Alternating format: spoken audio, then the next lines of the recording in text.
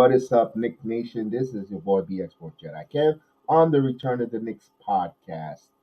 I hope everyone's having a wonderful, wonderful 7th day of February. Wow, I can't believe it's the 7th of February already. But let's talk about these New York Knicks as the Knicks prepare this evening. They're actually in Orlando, my backyard, my neck of the woods, my home city, and the Knicks will take on the Orlando Magics. We're going to break down a little bit of the game. This is recorded a little earlier. I will be at the game live in attendance, so it'll be phenomenal to see the game up close and personal. I get to see the Knicks for the first time live in color. Last year, I had the privilege to see them in Game 2 of the regular season in Orlando when the Obi Toppin game when he went and the Knicks won over by 30.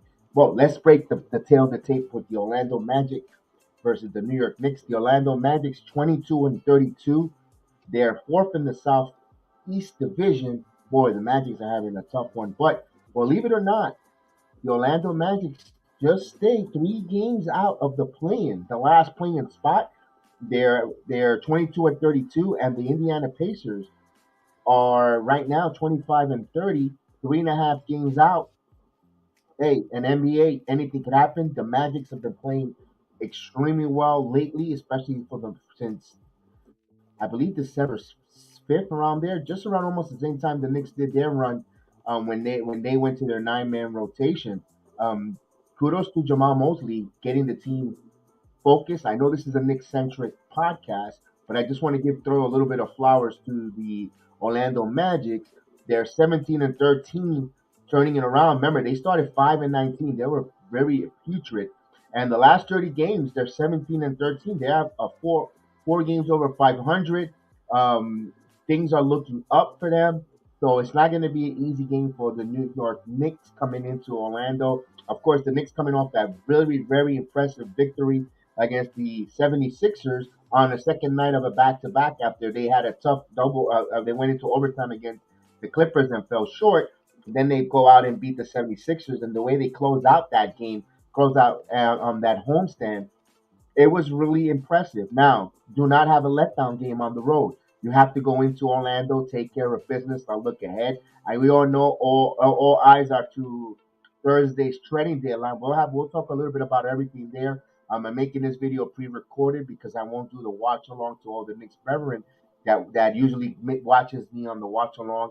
And I want to thank you guys for coming in. At least I leave you this video so you can see the tail of the tape and break it down there. And of course, I know everyone in the chat, I'll be thinking of you in spirit as I'm in there at the game. I'll be thinking about, man, what would so and so say right here? What will Kelvin T. Jones say? What Big Task if he's going to be talking to them? But guess what? I'll be at the arena talking to them, Big Task, as well as Sheldon Johnson and as well as Vernon. Everyone, if I left your name out, so many because you are a wonderful chat that just supports my channel, our channel, myself, Chef Dan, Austin. Chef Dan will be coming soon back. He gave me the thumbs up. He's working on it extremely hard, so I can't wait to get my partner in crime with the Knicks, Chef Dan, as well. We definitely miss him, and know he'll be here eagerly to do some more watch along and calling some Knicks basketball. And of course, we'll get right to it. So we'll get back to the Orlando Magics here and versus the New York Knicks tonight. Uh, RJ Barrett has made the trip. I was told RJ Barrett is in Orlando, Florida. Will be playing tonight. He had that non-COVID illness, just like I looked like a flu bug, going around. Boy, I struggled last watch along on Sunday. I had a congested nostril. Sounded like I was underwater, but thank God that I managed to clear that up and I'm feeling much better now. And that's been going around when you have weather changes here in the month of February, January, in the heart of the winter season. You're going to get those kind of peaks and valleys on people's health, and the common cold runs rampant on it. So RJ will be back. Mo Bamba for the Magic's out. Mo Bamba serving the game a 4-game suspension. He got into an altercation Friday, I believe, against the Timberwolves. So he is serving his suspension. Look for other than that, no one else came on the Magic's report. No Mitchell Robinson. He's days away from being reevaluated to see how long is his timetable to returning on the court. I want to give the kudos and props to Isaiah Hartenstein for stepping up and playing extremely well. in his absence. Remember, he was Isaiah Hartenstein when they actually went to a nine-man rotation. Kind of hurt it. He was playing not so good in the month of December, the beginning of January. Had some struggles. We were ready to ship him out of town. We were like, oh my God, that on an alarming rate. The Knicks, and then when Mitchell Robinson went down, we thought, oh my God, the Knicks are going to have to make a trade for a center. And we got Jericho Sims along with Hartenstein has played very well. Jericho Sims has his moments where he's played really extremely well for the team. And I know sometimes he still looks like that project at center that gets overwhelmed at times, but he's still serviceable with Isaiah Hartenstein, who kudos had 15 rebounds last game, 15 plus rebounds, phenomenal offense on the defense and on the offensive glass. He kept the ball alive in a play there that was just, oh my God, in a organized chaos at the end of that game. So Isaiah Hartenstein, he has been stepping up where the Knicks needed him to. So kudos on that there. So they have a tough matchup here with the Magic.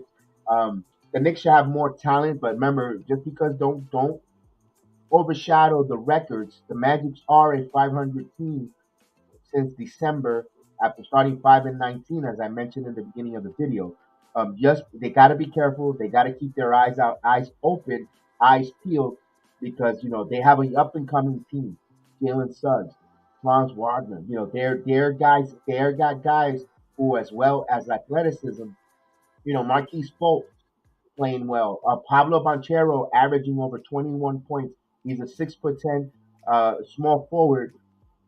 He's having a phenomenal rookie campaign for the Magics here, along with Bobo. Don't sleep on Bobo at 7'2". Plays extremely well for the Magics off the bench. You also got Gary Harris, Jalen Sluggs, Wendell Carter Jr. Boy, him and Julius Randle. They kind of don't get along. They get some back and forth. They get chippy with one another. Keep an eye on that. Randall's got to keep his cool together, not allow Wendell Carter to get under his skin. And of course, the return of Jonathan Isaac. We haven't seen Jonathan Isaac since his injury, almost 2 seasons. The Knicks haven't played against a Jonathan Isaac, 6'10" power forward who's just a demon in the paint, who could block shots, who's defensive proud. They got to keep an eye on him. Kayvon Harris also stretching the ball, and of course Cole Anthony. Cole Anthony always gets up when he plays the Knicks. He always looks for him to get up. The Knicks won their first meeting back in October 24th and at the Garden. This is the first time the Knicks come to Orlando. They'll have one or two. They'll have one more trip, I believe, into Orlando as well. Later, more deeper in spring. Boy, I can't believe there's only under 30 games, close to 30 games for the season to end. And the Knicks looking ahead here. The Knicks are right now sitting seventh in the Eastern Conference with room to grow to climb. And a winning streak here could propel you to actually 5 or 4, and a losing streak could get you all the way down to 10. So there's no room for error. The East is really clenching, and it brings me now to my next point, which with that why the with the standings and everyone so congested is that the Knicks trading deadline is when I'm making this video is going to be 2 days away from now. It's actually 48 hours away as I make this video at 3 o'clock in the afternoon. And for those that are watching me here, I'm airing it before the Knicks game kickoff. So you guys, I'm not going to do the watch along. I'll give you the video, just preview and give you my thoughts on tonight's game and stuff like that. And I'll probably do a post game if I get returned early enough from Matt from the AMWAY Arena. I'll come back on and so join me, Knicks Reverend, all the Return of the Knicks podcast fans. I'll be back. I'll probably do a wrap up from the game after I come back from the arena. Now the Knicks 29-26, they're 3 games over 500. They said 9.5 out of the top Eastern Conference. That's not going to be reached. But more importantly, right now, Brooklyn has given themselves a 4.5 lead cushion for that number 5. And actually, the Cavaliers, you could say 5 games separates the Knicks from number 4. Now, Brooklyn, we all know they made that trade. Kyrie Irving is out. Now, we don't know if Kevin Durant is going to ask for a trade. I know they got some good players in Finley, Doris Finley Smith, as well as Spencer Dinwiddie. There's a lot of talks that Dinwiddie might get moved. That might just be a temporary and then reshipped again at the before the trading deadline for more pieces, depending on how the Brooklyn Nets are going to pivot. They might. There's talks of Kevin Durant going to Phoenix. So there's that. That's going to be interesting for 48 hours from now. How this trading deadline, the landscape on the Eastern Conference could mightily change because if Brooklyn makes those moves, look for Brooklyn to free fall all the way down, probably to dare I say, between the Knicks, the Heat, could easily catch for that number five spot. And you never know. Never say never. Especially, I know the Knicks and the Heat play each other three more times this season, so we're going to be jacking back and forth right now. We're right now trailing the Miami Heat by half a game. Remember, we have the game advantage currently right now, but the Knicks got to continue to take care of business like tonight here in Orlando. Just don't turn the ball over. This is a young team, well coached here in Orlando. There's a lot of talks of them making some moves at the trading deadline. They feel that if they could get this young team into a playing situation, they're going to excel their growth. They're talking about getting into that play-in, even if they just make an appearance at the play-in and they lose. For them, that's a plus because they want to get Jalen Suggs some playoff experience, at least a play-in experience. They want to get their young core, Franz Wagner. They want to get the Anthony. They want to have that taste going into next season. Remember, they're going to have some some tough decision on Cole Anthony, Marquise Fultz, others like that. That's why they're looking for someone to take $17 million off their hands in the name of Jonathan Isaac. Now, Fred Van Fleet was a name that's been rumored for the Magics. In a way, to me, I don't know how that makes sense for the Orlando Magic when they have Suggs. I guess they want to pair Van Fleet along with Ponchero and start building their core, their nucleus going forward. Mo Bamba has been a name that they've been willing to trade because the emergence of Wendell Carter Jr. Has been picked up. He's been playing much, much better at the center position for Orlando. So Mo Bamba becomes expendable. RJ Hampton is another rotational player that could be dealt there for picks, along with Terrence Ross. But Terrence Ross, from what I was told, loves his family loves being in Orlando. They love the school system. Why not? It's beautiful here. I don't know why a lot of NBA players don't want to come here. One, the NBA, the taxes are really low. Two, this is great for a family. The only thing is there is no city life. There is no, when I mean city life, there's no strip clubs. There's no clubs. Like you want to go hang out and this is not the city. This is a family oriented city. This is not a place where you're going to have a side piece, where you're going to go to the club at 4 in the morning and clubs, everything shuts down at 2 in the morning. I think this is why it's not an NBA haven where folks don't want to come here. Young players and athletes don't want to come play for Orlando Magic. That's just my opinion. But this is for a family. That's why Terrence Ross doesn't want to move here. His family really likes it here. They really enjoy it there, and I don't blame him. But if hey, this is a business. So for back to the game between this matchup here for the Knickerbockers here, they should have the size and disparity. Although 6'10", Jonathan Isaac, Wendell Carter, Bobo's a good. It's going to be a fascinating player at 7'2". He could stretch the floor, but he gets in some. He does commit some goofy foul troubles. Look for the Knicks to be aggressive there with that, taking attack and advantage and move in transition when he's on the floor. He's a little bit slow footed, and I think when the second unit comes on, especially with Toppin and Hartenstein out there, I think they could move and move and groove. Of course, we're gonna have Jalen Brunson. That's going to be a nice, interesting matchup to see Cole Anthony, Jalen Brunson, and Suggs. Of course, but the Knicks are going to have a little bit of a handful there with Ponchero because Wendell Carter and Randle needs to keep control. If he keeps his head under control, look for the Knicks to cruise here. I didn't see the line before I'm heading out. I like to give you the betting line to make sure you bet with your head, not over your head. And once I get the line there, yeah, the Knicks are a 1.5 favorite on the road. So that's pretty good for Vegas likes them on the road here in Orlando at minus 120. So got the money line and the over and under 225 points. Remember, bet with your head, not over your head. I always like to give you guys the stats and the number you guys could always see that there. Um, so far, I think RJ Barrett. It'd be interesting if Coach Thibodeau inserts Barrett back in the starting lineup, or he'll leave Emmanuel quickly and bring Barrett off the bench due to the illness.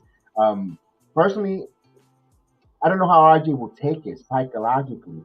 If Barrett will come off the bench just for this one game until he feels 100%, it wouldn't hurt whatsoever. But look for Barrett to have a huge game.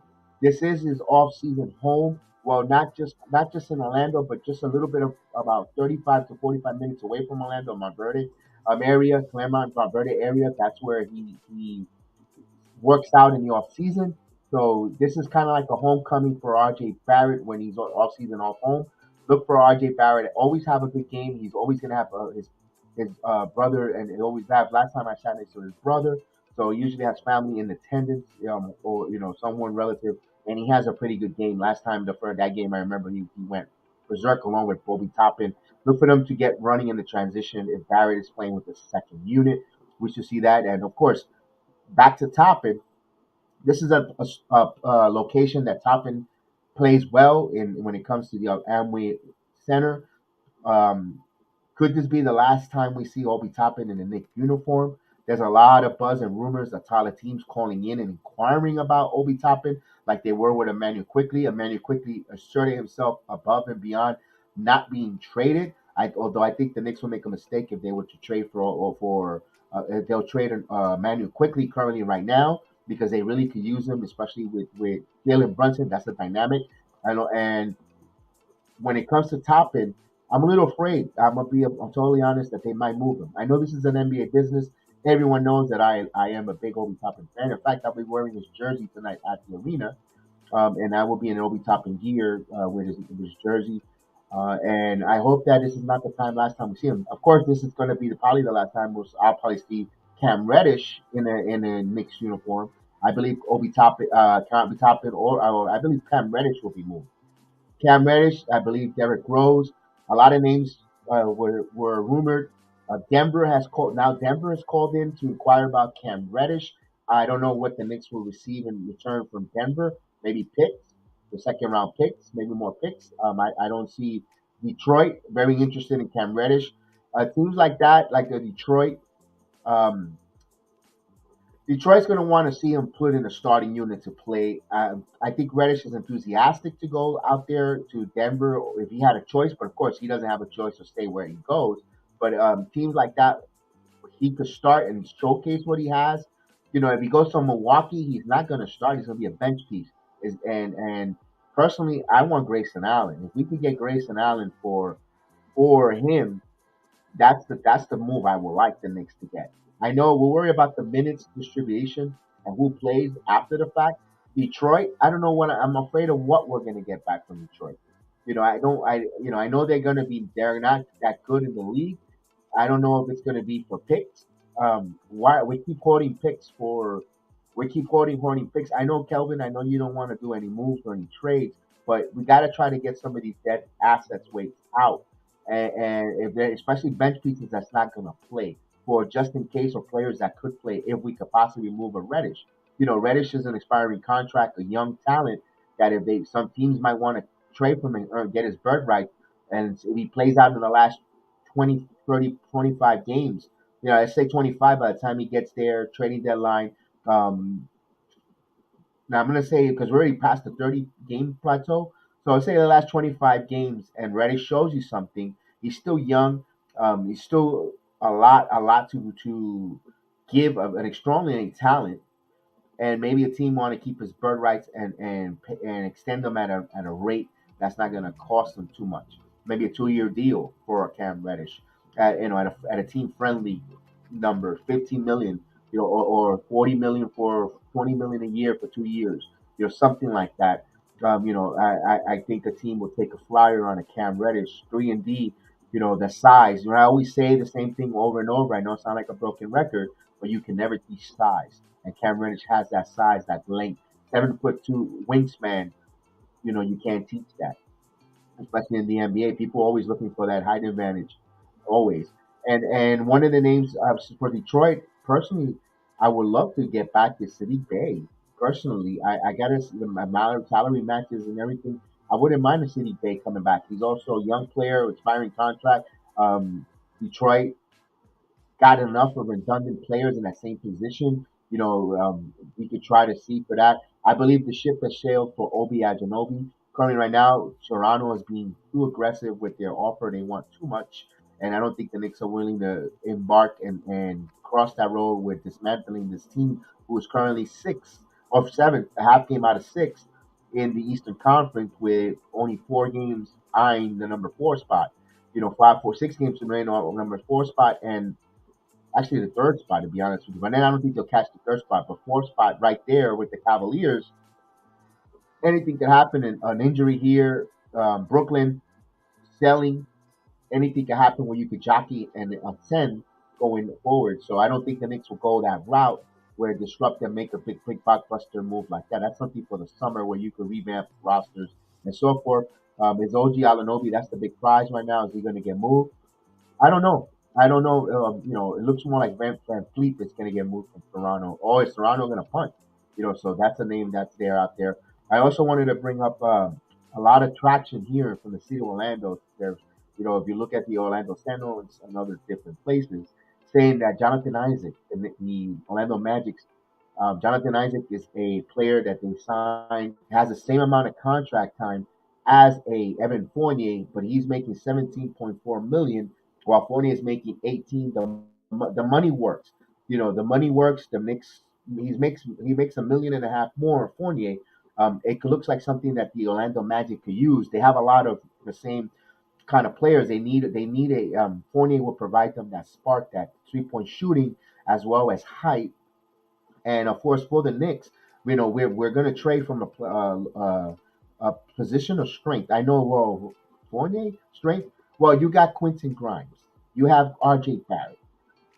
You also have a plethora of the same type of player. If you look at the Knicks roster, those minutes there, Fournier is out of the rotation. He's back in when Barrett goes down, but you have a plethora. You have a plethora of the same kind of skill set.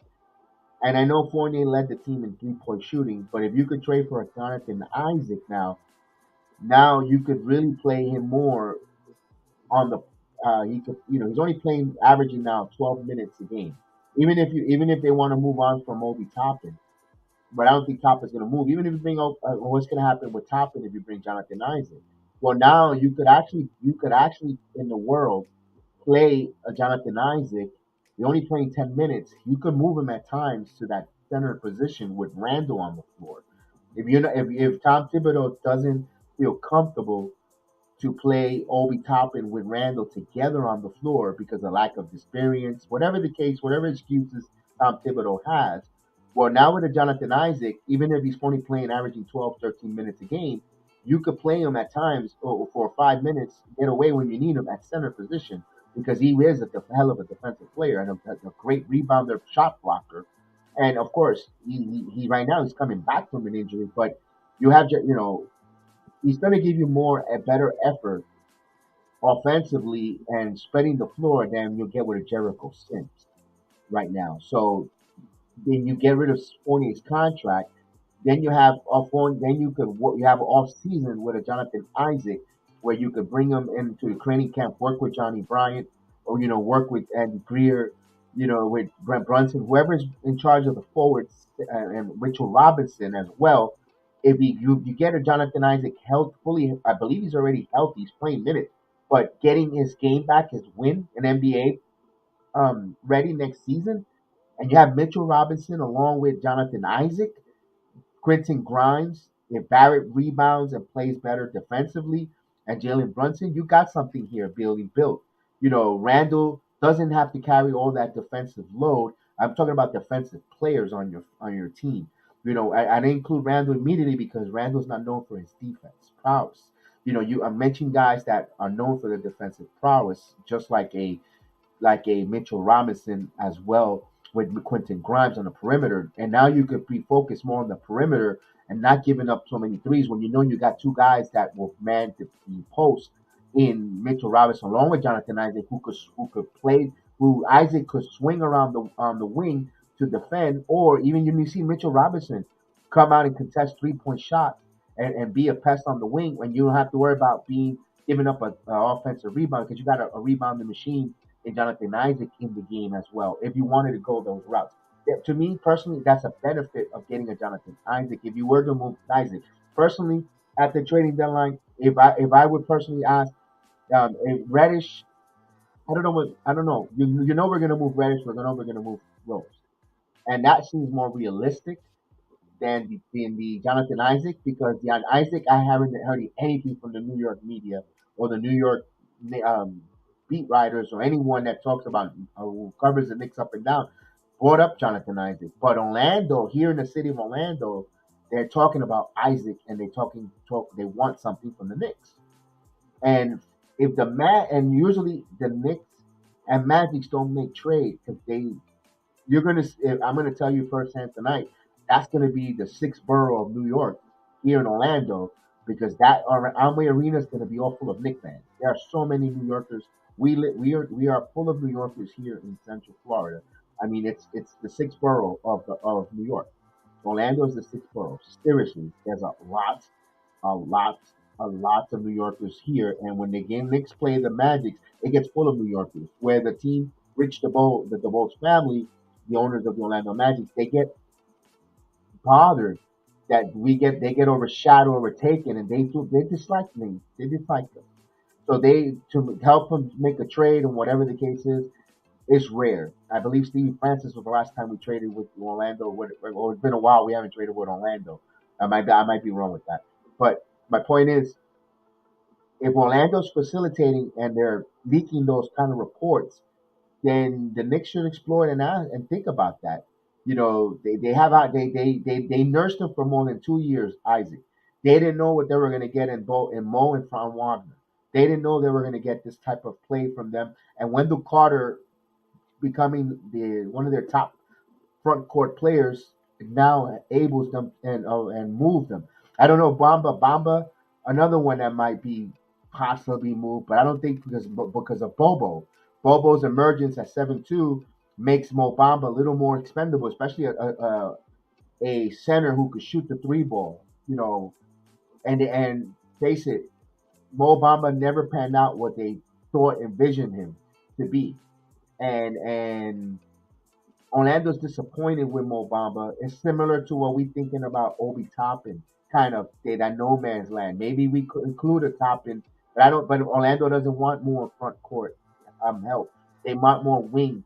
They don't want another front court players. They have enough front court players. They're looking for a 3-and-D, a wing, and Evan Fournier fits their bill. That's what they're looking for. I know they got Terrence Ross, but Terrence Ross is winding down and so forth, and it looks like Orlando, New York could make a deal, but this is just me hearing from the Orlando side. I don't hear anything from the Knicks side. That's just me. And since we're playing the Orlando Magic, and I'm live here, I'm listening to the sports radio here, and all the different the small beat writers, those that are talking about the Orlando Magic that covers it. That's why I'm just keeping your eyes out. If you ever hear something like that coming through, it's because it was mostly because the Magic wanted. So I just wanted to bring that up tonight with you. There, we will be doing a trade deadline special here on the BS Sports Jedi Network, Return of the Knicks podcast. We're hoping that Chef Dan joins us. I don't know his schedule yet. Schedule start comes out tomorrow night, so he'll know immediately if he can join us for the trade deadline for that. But if not, I'll definitely be here going down the trades. I'll definitely don't forget, please hit those likes on this button. This is recorded earlier. It was around 3 o'clock in the afternoon where I recorded before I head out to the arena. The arena is only 10 minutes away, but I like to get there a little early.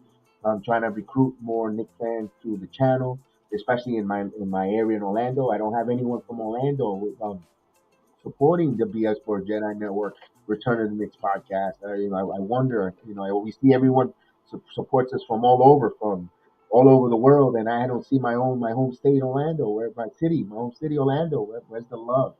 Where's the love? But all in all, I'm gonna have a good time tonight. I probably lose my voice because I'm gonna be cheering for Obi, and I'll be cheering for my Knickerbockers always. You know how that goes.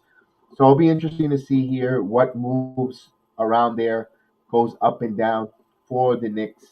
Um, just hope that we win another game. Last time we won 115 or 102. And let's just hope that we go out there and have a rocking chair game. I'll get it. I'll be so happy we get another victory. So far, since under Tom Thibodeau, since I have gone to see the Knicks, we've been undefeated. I know before in the past when I used to go to Carmelo Anthony, we always lost, and I would hate it to go out into the arena and lose. And the six different, the 6 8 Magic fans gets to be a little obnoxious. But lately we've been winning, and I've been quiet. But the Knicks fans are loud and proud, so I can't wait to see that. So guys, I wanted to make the video short and sweet. I wanted to make the video to let you know that we're previewing the game tonight. I think I like the Knicks to win this tonight. I think we'll have a 105-92 victory. Knicks beat the Magic. Um, just look for. I'm just looking for them to be consistent. I want to see Brunson consistently move the ball, get more assists, laden. I want Randle to play under control against Wendell Carter Jr. I know those two guys don't seem to like. They get chippy. They don't like each other. I also want to see R.J. Barrett bounce back. Is he going to start? Is he going to be off the bench? I want Emmanuel quickly to continue to facilitate and hit the open threes. Quentin Grimes as well, good job on him hitting some big threes against the 76ers. And for Obi Toppin, the 10 to 12 minutes he's going to play, let it be spectacular, do some great things out there on the floor. Hartenstein continues to rebound the basketball. All in all, I want to see a well coached game by Tom Thibodeau. I don't want to be, frustrated with substitution. And hopefully, when I can return in the evening early enough, we'll do a recap and it's a Knicks victory. But other than that, don't forget to hit those likes. We'll see you guys maybe later tonight after the game. It's a rare time I'm going to do this, because I'm at the game live. I like to do the watch along. I love to watch alongs. I love to watch along with everyone that watches us up and down the Return of the Knicks podcast. Again, thank you again, Miss Janine, Miss Maria. Of course, Maria, always a staple on the program. Darnell Davis, Kelvin T. Jones, Big Task at Hand, Sheldon Davis, Wesley Johnson from Strong Island. I try to remember everyone there. Like I said, if I forget your name, it's not because I'm missing you on purpose. It's so many of us. There's so many of us. From Knicks GM 100, May the 4th. It's the same persona, but I think about you absolutely. You've got Jose Melo, you got Carmel, Jose Melo, Mike Ortiz. I mean, goodness gracious, there's so many of you guys. Mr. Tim Smith. Thank you, Mr. Tim Smith. Of course, number one guy, always in the chat. First one in the chat there, always. My number one draft pick, Johnny Davis. So he's always in the chat. I want to salute you too. So look, you guys are not there, but this is recorded, and I remember each and every one of you. That's how special you guys are for me, and especially in the watch along. So it's the chat makes me, the program makes me. You are part of the chat. You are interactive, and I really wanted to make this video to say thank you again, and let's go Knicks. So guys, hopefully we get a victory, and we'll talk soon. Absolutely, guys. So don't forget, please, please, please, please hit those likes. We'll see you later.